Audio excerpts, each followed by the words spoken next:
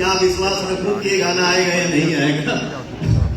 मैंने लिखा आएगा जी, और ये कल रात में मैंने गाना गाया और प्रियांशु ने रात में मिक्सिंग किया और सवेरे हमारे वेब कंपनी से गाना रिलीज हुआ और ये गाना मेरा आज ही रिलीज हुआ और आज ही पूरे वर्ल्ड में ट्रेंड कर रहा है। Thank you so much, love you all.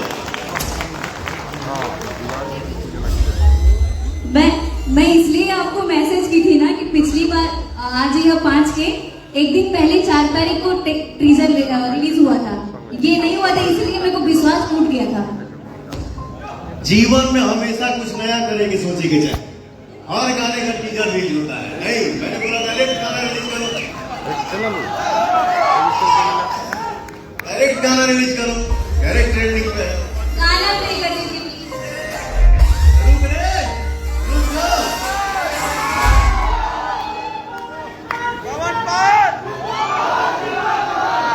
Love you.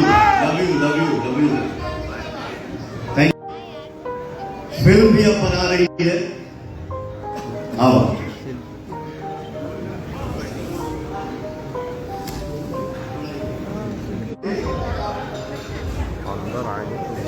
जब ये फिल्म के डायरेक्शन कर रहा बने हमारे फिल्म में बहुत पुराना मित्र जगह नाम है रंजय अल्ट्रास,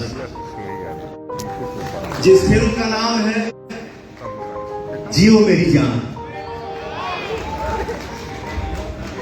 और अभी